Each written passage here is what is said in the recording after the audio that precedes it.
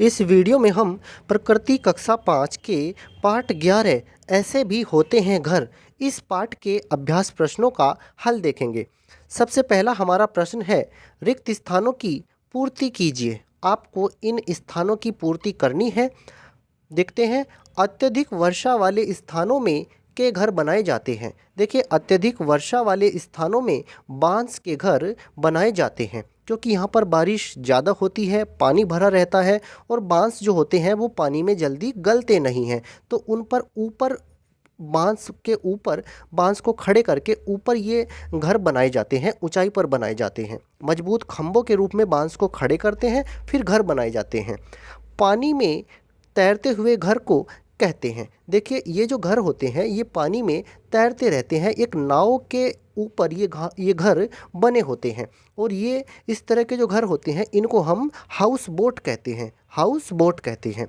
से बने घर को इग्लू कहते हैं। देखिए, बर्फ़ की सिल्लियों से बने घर को इग्लू कहते हैं।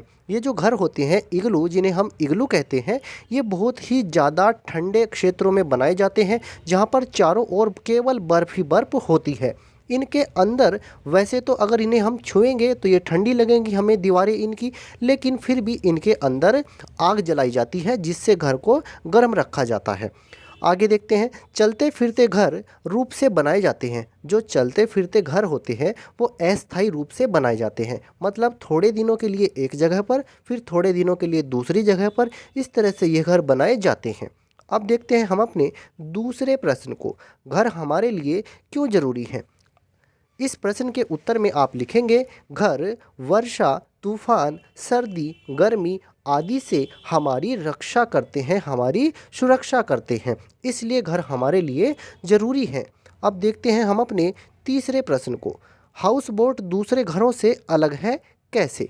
देखिए, जो हाउस बोट होते हैं हमने आपको अभी बताया, ये नाव के ऊपर बने रहते हैं और नाव जो होती है वो पानी में तैरती रहती है। ये तैरते हुए घर होते हैं।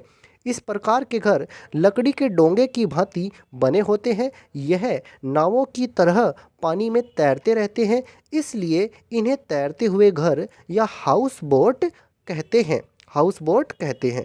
जबकि जो दूसरे तरह के घर होते हैं वो इस तरह से पानी में नहीं तैरते हैं, इसलिए यह बाकी घरों से अलग होते हैं। दूसरे घर तो एक ही जगह स्थिर रहते हैं। अब देखते हैं हम अपने चौथे प्रश्न को।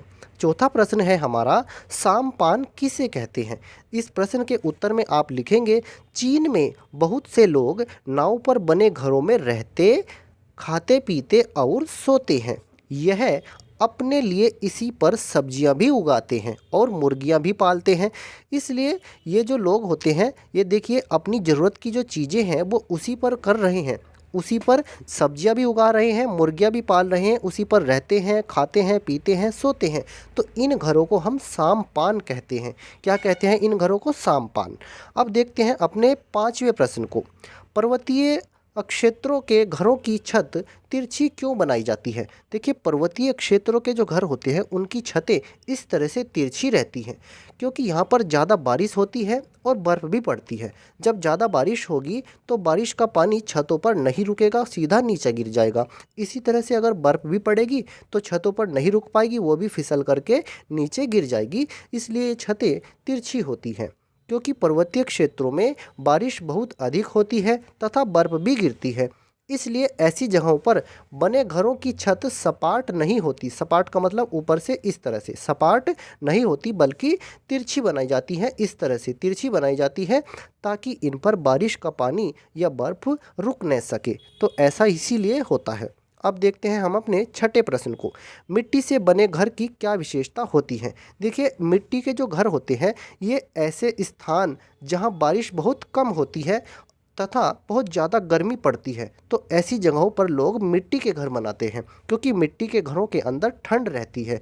कारण क्या है? देखिए, जो मिट्टी के घर होते हैं इनकी दीवारें बहुत मोटी मोटी बनाई जाती हैं। ये जो मोटी दीवारें होती हैं ये सूर्य की गर्मी से सूखकर बिल्कुल कठोर हो जाती हैं। तो फिर क्या होता है, मोटी दीवारें होने के कारण गर्मी घर के अंदर नहीं आ पाती है और जिससे इन घरों के अंदर ठंड रहती है। इसलिए वहाँ पर मिट्टी के घर बनाए जाते हैं। तो मिट्टी के घरों की विशेषता क्या होती है? ये मिट्टी की मोटी मोटी दीवारों से बने रहते हैं, ये गर्मी को अंदर नहीं आने देते हैं, इनके अंदर ठंड रहती है। ये कुछ इनकी विशेषताएं हैं।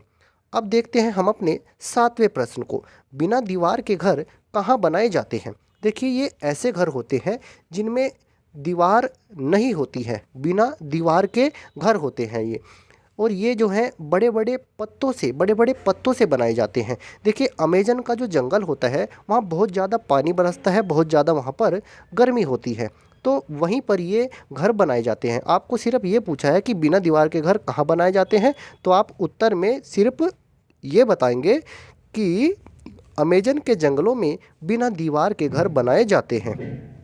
अब देखते हैं हम अपने लास्ट प्रश्न को। 8वां प्रश्न है, क्या आपके यहाँ बर्फ़ के घर बनाए जा सकते हैं? यदि नहीं तो क्यों? देखिए, जहाँ हम रहते हैं यहाँ पर इतनी ज़्यादा ठंड नहीं पड़ती है कि साल भर यहाँ पर बर्फ़ ही बर्फ़ जमी रहे।